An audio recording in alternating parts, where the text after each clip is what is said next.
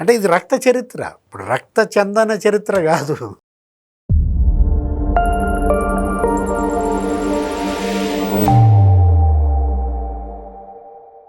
నమస్తే, welcome to think Andhra. నేను మీ మాణిక్. మనతో పాటు ఉన్నారు ప్రముఖ రాజకీయ విశ్లేషకులు, సీనియర్ జర్నలిస్ట్ డివి శ్రీనివాస్ గారు. నమస్కారం సార్. నమస్తే సార్, ప్రస్తుతం ఒక డాక్యుమెంటరీ సంచలనం సృష్టిస్తూ ఉంది సోషల్ మీడియాలో. అదేంటి అని అంటే, ఆంధ్రప్రదేశ్లోని శేషాచల అడవుల్లో రెడ్ శాండిల్ ఎంత పాపులరో మనకు తెలిసిందే. వాటిని అక్రమంగా నరికివేసి విదేశాలకి రవాణా చేస్తూ దాని వెనకాల ఉన్నది ఎవరయ్యా అంటే వైసీపీ నాయకులే అని చెప్పి ఆ డాక్యుమెంటరీలో వాస్తవాలు చాలా వివరాలతో కూడిన డాక్యుమెంటరీ రిలీజ్ అయింది. ఇప్పుడు అది వైసీపీకి చాలా డ్యామేజ్ గా ప్రజలు చర్చించుకుంటా ఉన్నారు. నిజంగా అసలు ఆ డాక్యుమెంటరీలో ఉన్న పూర్తి వివరాలు ఏంటి? వైసీపీ నాయకులు ఇలా శేషాచల అడవులని నాశనం చేసి ఆ రెడ్ శాండిల్ అక్రమ రవాణా చేయడాన్ని మీరు ఏ విధంగా భావిస్తారు? The king of sandalwood, the hunt for Indian forest killer, ఆ డాక్యుమెంటరీ మీరు చెప్పినటువంటి documentary the king of sandalwood అంటే పుష్ప సినిమా. Yes sir, exactly. ఒక రకంగా చెప్పాలంటే పుష్ప 1, పుష్ప 2 లాగా జగన్మోహన్ రెడ్డి పుష్ప 1, పెద్దిరెడ్డి రామచంద్రారెడ్డి పుష్ప 2, చెవిరెడ్డి భాస్కర్ రెడ్డి పుష్ప 3, మిథున్ రెడ్డి పుష్ప 4, లేకపోతే అవినాష్ రెడ్డి పుష్ప 5. అసలు ఎంతమంది ఏ విధంగా అప్పుడు రాజశేఖర రెడ్డి హయాంలో, లేకపోతే ఇప్పుడు జగన్మోహన్ రెడ్డి 5 ఏళ్లలో శేషాచల అడవుల్లో విచక్షణ రహితంగా ఎర్రచందనం నరికివేత. ఎర్రచందనం ఏంటది? ఆ వృక్షాలు అసలు స్వామివారికి అర్చన కోసం, ఆయనకు కావలసినటువంటి అభిషేకాలు, ఆయనకు కావలసినటువంటి ధూపదీప నైవేద్యాలు, వాటి కోసం అక్కడ పెరుగుతున్నటువంటి వృక్ష సంపద ఆయనే పెంచుకుంటున్నాడు. అది నిజం చెప్పాలంటే సహజంగానే అవి వస్తాయి శేషాచల అడవుల్లో తప్ప, అసలు ప్రపంచంలో ఇంకెక్కడ పెరగవు అవి. ఇప్పుడు ఆ రెడ్ శాండల్ నేపాల్లో పట్టుబడ్డా, లేకపోతే మారిషస్లో పట్టుబడ్డా, లేకపోతే బహ్రైన్లో పట్టుబడ్డా, మడగాస్కర్లో పట్టుబడ్డా, ఇతర రాష్ట్రాల్లో పట్టుబడ్డా, ఆ మొత్తం ఆంధ్రప్రదేశ్దే. పెద్దిరెడ్డి పేరు బాగా వినిపించింది సార్. అందులో నేపాల్లో పెద్దిరెడ్డి రామచంద్రారెడ్డికి సంబంధించిన వెహికల్సే అక్రమ రవాణా చేస్తున్నట్టుగా అప్పుడు న్యూస్ లో పవన్ కళ్యాణ్ కూడా చెప్పారు. డిప్యూటీ సీఎం పవన్ కళ్యాణ్ నేపాల్లో పట్టుకున్న రెడ్ శాండల్ పెద్దిరెడ్డిదే అన్నారు. స్టేట్మెంట్ బహిరంగ ఇచ్చారు అప్పట్లో. అసలు ఆయన ఏంటి, ఆయన ఒక బుక్ చదివాను, వైల్డ్ ఈస్ట్ అనే బుక్. అసలు నన్ను విపరీతంగా అసలు ఆశ్చర్యం గురి చేసింది. ఒక చిన్న కాంట్రాక్టర్ ఎట్లా ఈ రెడ్ శాండల్ మాఫియా నెలకొల్పి అతను ఏ విధంగా వేల కోట్లు కొల్లగొట్టాడంటూ ఆ బుక్ గురించి కూడా ఆయన మాట్లాడాడు. పర్యావరణ విధ్వంసం. ఇప్పుడు అటవీ శాఖ మంత్రిగా పవన్ కళ్యాణ్ ఆయన ప్రెస్ మీట్ లో ఏమని చెప్పాడు? జగన్ 5 ఏళ్లలో 5,000 కోట్లు దోచేశారు ఈ రెడ్ శాండల్ మాఫియా, 130,000 చెట్లు నరికేశాడని చెప్పారు. 5 ఏళ్లలో 130,000 చెట్లు నరికేశారు. ఇది ఇప్పటిది కాదు, ఇది ఒక సామ్రాజ్యం లాగా. రాజశేఖర రెడ్డి గారు ఉన్నప్పటి నుంచి కూడా ఇది సాగుతుంది. ఆర్గనైజ్డ్ క్రైమ్ అంటే వీళ్ళు కాంట్రాక్టర్లు, అటు స్మగ్లర్లు, పొలిటీషియన్లు అందరూ కుమ్మక్కై ఒక వ్యవస్థీకృత నేరం అన్నమాట. తమిళనాడు నుంచి కూలీలను తప్పించటం, 1000 మందిని రప్పించటం. అప్పట్లో 3.0 చంద్రబాబు రాష్ట్ర విభజన జరిగిన వెంటనే ముఖ్యమంత్రి అయినప్పుడు దీనిపై ఉక్కుపాదం మోపారు. ఎవరు?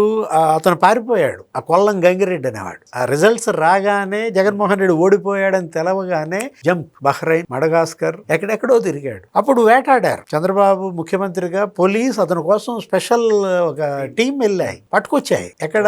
ఇంటర్పోల్తో మాట్లాడి, అటు ఇండియన్ పోలీసు, అటు సిబిఐతో మాట్లాడి అతన్ని రప్పించాలంటే పెద్ద బ్రహ్మ ప్రయత్నం అయింది. మారిషస్లో పట్టుకున్నారు. ఇప్పుడు ఈ డాక్యుమెంటరీలో అదంతా ఉంటుంది. ఏది డీజీపీ జాస్తి రాముడో ఎవరో ఆయన కూడా మాట్లాడతాడు. అసలు అతన్ని ఎలా పట్టుకున్నారు, అతను ఎన్ని మారువేషాలు వేశాడు. కొల్లం గంగిరెడ్డి రకంగా సినిమాని తలదన్నే విధంగా చేశాడు ఆయన. అతను ఈ పెద్దిరెడ్డి రామచంద్రారెడ్డికి రైట్ హ్యాండ్, అటు రాజశేఖర్ రెడ్డికి శిష్యుడు, జగన్మోహన్ రెడ్డికి గురువు అనాలా. అంటే ఇప్పుడు జగన్మోహన్ రెడ్డి వెంట కొల్లం గంగిరెడ్డి. అతనికి ఏదైనా ఆపద వచ్చినా, అతను ఏదైనా సిక్ అయినా వెళ్ళి పలకరించేది ఎవరు? మిథున్ రెడ్డి. మీరు చూసే ఉంటారు మీడియాలో అనేక కథనాలు కూడా మనం చూస్తుంటాం. కొల్లం గంగిరెడ్డి ఇంటికి వెళ్ళి పరామర్శించిన మిథున్ రెడ్డి అని చెప్పి. అంటే చెవిరెడ్డి భాస్కర్ రెడ్డి, ఈ మొత్తం ఎక్కడ చిత్తూరు, ఉమ్మడి చిత్తూరు జిల్లా, కడప, దగ్గర ఒక 40,000 ఎకరాల్లో పెరుగుతాయి వృక్ష సంపద. 40,000 ఎకరాల్లో. ఇదేంటి, ఇది విదేశాల్లో చాలా డిమాండ్ ఉంది వీటినేంటి మ్యూజికల్ ఇన్స్ట్రుమెంట్స్ తయారీలో ఉపయోగిస్తారు, మందుల తయారీలో వాడతారు, మెడిసిన్స్, అట్లాగే కాస్మెటిక్స్, ఈ మేకప్ కిట్లు వాటికి సంబంధించిన ఉపయోగిస్తారు, బొమ్మల తయారీలో వాడతారు వీటిని. చైనాలో చాలా డిమాండ్ ఉంది. అందుకే నేపాల్లో పట్టుకున్నది కూడా. అంటే ఇప్పుడు ఎక్కడ పట్టుబడ్డా ఆ పట్టుకున్న రెడ్ శాండల్ సంపద ఆంధ్రప్రదేశ్కే ఇవ్వాలని అప్పుడు పవన్ కళ్యాణ్ దానిపైన ఒక చట్టం కూడా చేయాలన్నాడు. అంటే ఇప్పుడు దీంట్లో నేను ఆర్గనైజ్డ్ క్రైమ్ అంటోంది అదే. పొలిటీషియన్స్గా రెడ్ శాండల్ స్మగ్లర్స్ వచ్చారు, చాలా విచారకరం. వాళ్ళకే జగన్మోహన్ రెడ్డి టికెట్లు ఇచ్చారు. ఇప్పుడు మనకి మీడియాలో ఏమని వచ్చింది, చిత్తూరు అసెంబ్లీ వైసీపీ అభ్యర్థి Vijayananda Reddy red sandal smuggler అని. అసలు ఈ గంగిరెడ్డి మీద అయితే 27 కేసులు ఉన్నాయి. ఇదే అంశంలో ఇప్పుడు ఆ గంగిరెడ్డి ఏంటి, అప్పట్లో చంద్రబాబుపై హత్యాయత్నం, అప్పుడు అలిపిరి బాంబ్ బ్లాస్ట్. నక్సలైట్లు కాదా సార్? ఆ నక్సలైట్ల వెనక ఇతని పాత్ర, షెల్టర్ ఇతను ఇచ్చాడని కొల్లం గంగిరెడ్డి అప్పట్లోనే అరెస్ట్ అయ్యాడు. అంటే ఇప్పుడు ఇక్కడ చంద్రబాబు ఎప్పుడు ముఖ్యమంత్రి అయినా వీళ్ళందరి భరతం పట్టాడు. దీనికోసం ఒక స్పెషల్ టాస్క్ ఫోర్స్ వేసేవాడు, ఎక్కడున్నా వేటాడేవాళ్ళు. వీళ్ళేంటి అసలు చంపేశారు అనేక మంది ఫారెస్ట్ సిబ్బందిని, పోలీసుల్ని వెహికల్తో గుద్దేసేయటమే. ఏది వాళ్ళు పోలీసులు అడ్డం పడ్డా. ఇక్కడ ఏం జరిగిందంటే అప్పట్లో ఐ థింక్ 2015 ఏప్రిల్ 8 పెద్ద ఎన్కౌంటర్. ఈ టాస్క్ ఫోర్స్ అప్పుడు చంద్రబాబు హయాంలో ఒక 20 మంది చనిపోయారు. అధికారులు, ప్రభుత్వ అధికారులు కాదు, కూలీలు. వాళ్ళు కూడా రివర్స్ అయ్యి అటాక్ చేసినట్టుగా అప్పుడు వార్తలు వచ్చినాయి. 100 మంది గొడ్డళ్లతో వీళ్ళని చంపడానికి వచ్చారు. ఎవరిని? పోలీసులు. ఆ కాల్పుల్లో ఒక 20 మంది తమిళనాడు ఆ కూలీలు చనిపోతే పెద్ద నింద మోసాడు చంద్రబాబు. ఏంటి మానవ హక్కుల ఉల్లంఘన, హ్యూమన్ రైట్స్ కమిషన్ కు ఫిర్యాదులు, మామూలుగా వెళ్ళలేదు. అప్పుడు ఎవరు? కాంతారావు. ఆ టాస్క్ ఫోర్స్ హెడ్ ఎవరు? కాంతారావు. ఇప్పుడు మళ్ళీ కాంతారావు రావాలా? ఉన్నారు సార్, ఆయన సర్వీస్లో ఉన్నారు, ప్రజెంట్ రిటైర్ అయిపోయి ఉంటారు. యాక్చువల్గా ఏంటంటే సుబ్బరాయుడిని ఆ మధ్య జగన్మోహన్ రెడ్డి టార్గెట్ చేశాడు.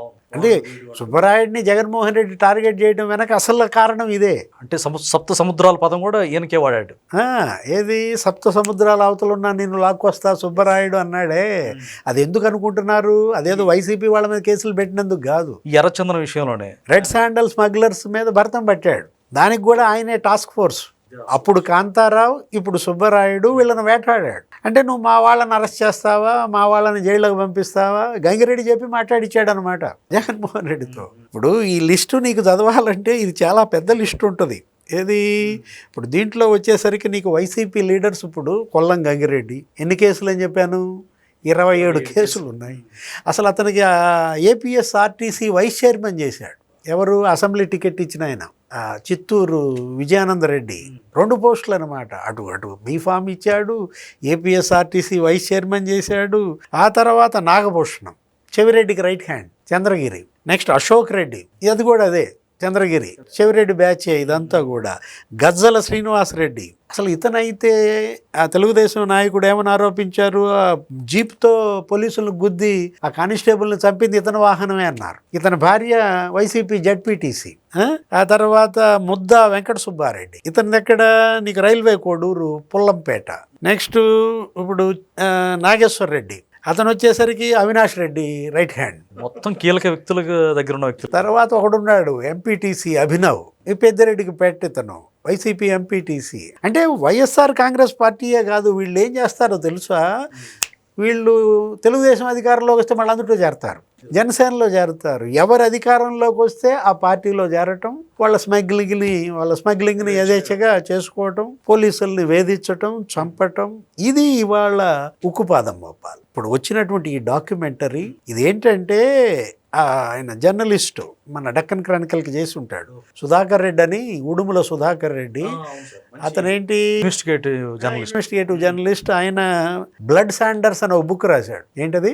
రెడ్ శాండర్ కాదు, బ్లడ్ శాండర్స్. దాని రక్తంతో తడిసింది కాబట్టి ఆ భూమి. అంటే ఇది రక్త చరిత్ర. ఇప్పుడు రక్త చందన చరిత్ర కాదు, ఇది రక్త చందనం కాదు, ఇది రక్తం. సార్, ఇలాంటి ప్రమాదకారులు సమాజంలోకి వచ్చి ఇప్పుడు వాళ్ళే ప్రజాప్రతినిధులుగా, రాజకీయ నాయకులుగా, జగన్మోహన్ రెడ్డి వాళ్ళకి టికెట్లు ఇవ్వడం ఏంటి అంటే జెడ్పీటీసీ కానీ, ఎంపీటీసీ కానీ, లేకపోతే ఎమ్మెల్యే కానీ ఇలాంటి పదవులు ఇచ్చి అంటే రాష్ట్రాన్ని ఏం చేయదలుచుకున్నారంటారు? రాష్ట్రం వాళ్ళకేం పట్టుద్ది? వాళ్ళకి కావాల్సింది రాష్ట్రం కాదు కదా, రక్తం. వాళ్ళకి ఏంటి కావాల్సింది? డబ్బు కోసం ఎటువంటి ఘోరానికైనా తెగిస్తారు, ఎటువంటి నేరమైనా చేస్తారన్నమాట. ఈ రక్త పిపాసులు మళ్ళీ అధికారంలోకి వస్తామని చెప్పి ఇప్పటికీ ప్రజలను బెదిరిస్తూ ఉన్నారు. నెక్స్ట్ నిజంగా వాళ్ళు కనీసం ఆ 11 సీట్లు వస్తాయంటారా? ప్రజలు వాళ్ళని ఏ విధంగా యాక్సెప్ట్ చేస్తారంటారా? జనం తెలుసుకోవాల్సింది జనం. ఈ సమస్య జనం సమస్య, మన సమస్య కాదు, పార్టీల సమస్య అంతకన్నా కాదనమాట.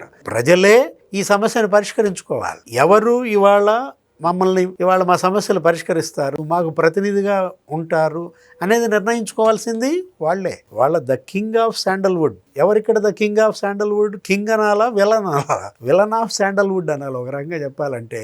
పుష్పాన్ని మించి మీరు చెప్తా ఉంటే నాకే ఒళ్ళు గగురు పుడుస్తూ ఉంది సార్. వాళ్ళ Jaganmohan Reddy the king of sandalwood, villain of sandalwood. అంటే విలననే కంటే ఆయన చెల్లెల భాషలో సైతాన్ సైన్యానికి హెడ్ ఆఫ్ ది లూసిఫర్ అని వస్తారు ఒక రకంగా. సైతాన్ ఆఫ్ శాండల్వుడ్.